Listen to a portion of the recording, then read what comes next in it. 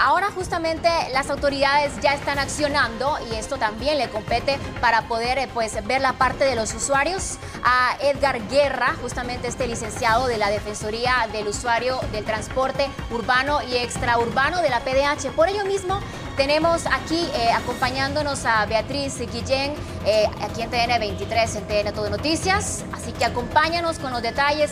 ¿Qué nos puedes comentar, Beatriz? ¿Qué es lo que está trascendiendo con las autoridades de la PDH tras estas situaciones que se están dando en tan solo 24 horas? Buenos días, ¿cómo estás? Así es, Claudia y Odilí, muy buenos días. Alarmante esta situación. Con hoy son 2 días consecutivos que atacan a taxistas en el área de la zona 11 y es por ello que nos hemos acercado con la Defensoría del Usuario del Transporte Público para ver cómo ve esta alarmante situación, ya que al día de hoy son más de 30 taxistas los que han perdido la vida en lo que va del 2017. Nos acompaña el licenciado Edgar Guerra. Licenciado, buenos días. Buenos días. Pues, lamentablemente la violencia nuevamente golpea al gremio de taxistas. Recordemos que hace unos meses, en un día, 5 taxistas fueron asesinados. Hoy estamos hablando nuevamente que los grupos o las estructuras dedicadas a extorsionar no solamente a transporte público, sino ahora a taxis y microbuses, pues nuevamente arremeten en contra de este gremio. Al día de hoy ya 35 taxistas han perdido la vida en este tipo de ataques directos, obviamente por el cobro de extorsiones, que en algunos casos han indicado que le están exigiendo 1.500 quetzales de extorsión semanal. Licenciado, también abordando el tema de las extorsiones, sabemos que esto también sigue afectando al tema de los buses. Hoy veíamos la escasez de buses de la ruta 203 y 204. Sí, nuevamente hay una paralización de la ruta 203 y 204 total, en donde los usuarios de transporte colectivo en promedio tienen que gastar 16 quetzales, aparte, digamos, de un sobrecosto por el servicio, por la carencia de servicio de transporte público de estas rutas, causando obviamente un malestar generalizado, donde tienen que subirse a pick-ups incluso de una manera insegura o más insegura que viajar en los autobuses. Creo que eso se ha convertido en el primer dolor de cabeza de las autoridades del Ministerio de Gobernación principalmente y del Ministerio Público, el tema de las extorsiones, que la violencia en general y en el transporte público es en el primer lugar, y la segunda violencia que genera también muerte en Guatemala es por hechos viales.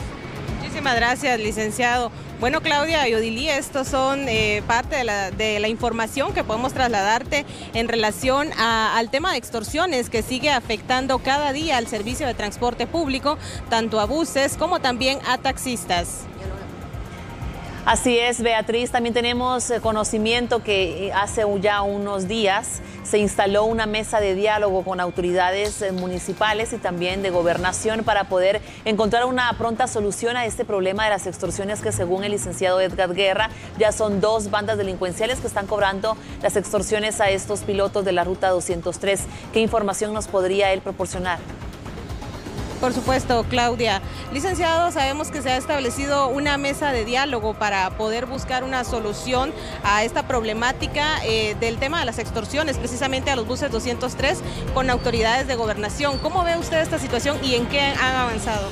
Pues es positivo, toda mesa de diálogo que lleve a conclusiones y a acciones concretas, pues es positivo. Lo que sí yo estoy viendo es que, en mi opinión, ya se requieren de acciones mucho más creativas, usando tecnología para poder combatir este flagelo social, que hoy realmente las extorsiones se han convertido en un verdadero calvario para los guatemaltecos, no solamente por el pago de extorsiones multimillonarias, que son más de casi 300 millones de quetzales al año, solamente extorsiones al transporte público, y que el dolor de cabeza aumenta todavía aún más porque están extorsionando comercios, colegios, etcétera, todo tipo de actividad económica, en contraposición al bienestar de la población guatemalteca, y el Estado de Guatemala es el indicado, es el responsable de garantizar no solamente la seguridad de los guatemaltecos, sino garantizar su derecho a la vida.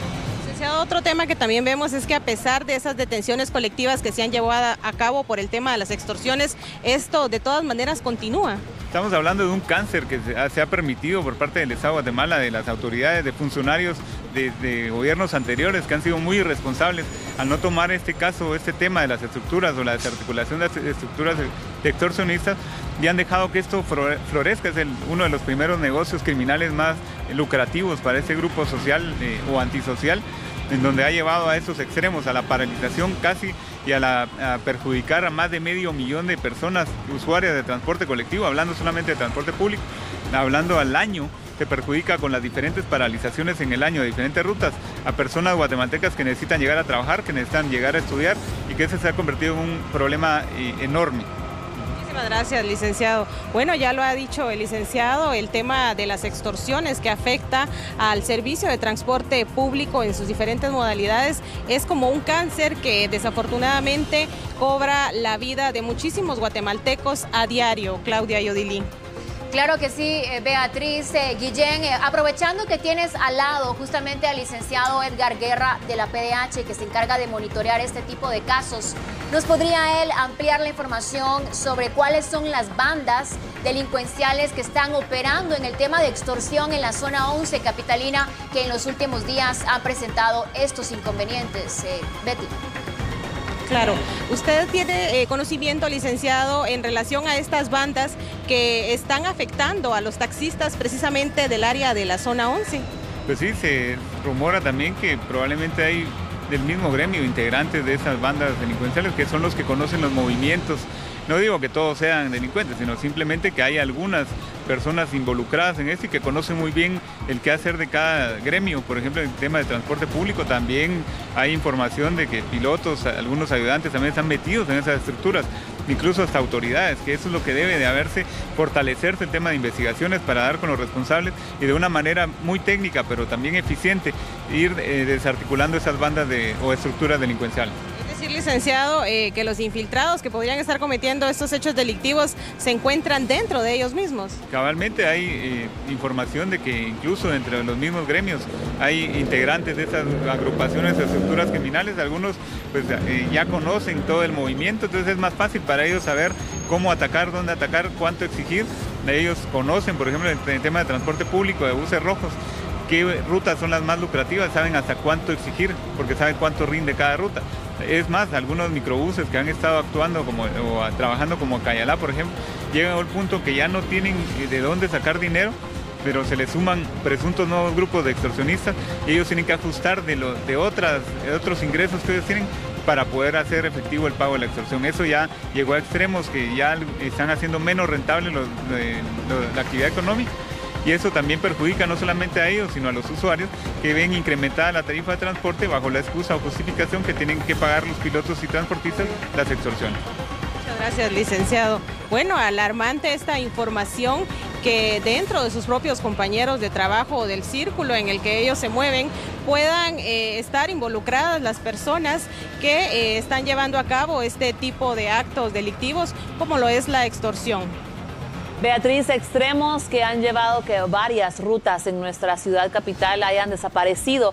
Quisiéramos saber qué probabilidad hay que la 203 desaparezca por completo y que los usuarios que utilizan de la zona 6 al anillo periférico para ir a la Universidad de San Carlos y otras áreas de la calzada Roosevelt pues se vean afectados, que las unidades de la 203 ya no circulen más.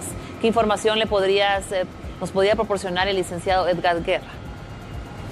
Claro. Licenciado, ¿hay alguna posibilidad de que debido al tema de extorsiones la ruta 203 desaparezca totalmente? Pues esa es la inquietud que ha existido ya durante unos 3-4 años, que los ataques a esas dos rutas, la 203 y 204, ha sido casi permanente. No hay mes que no haya, digamos, exigencia de extorsión y no hay año que no haya sido atacada esta ruta. Al menos se tiene contabilizado que el año pasado fueron atacados al menos 5 veces.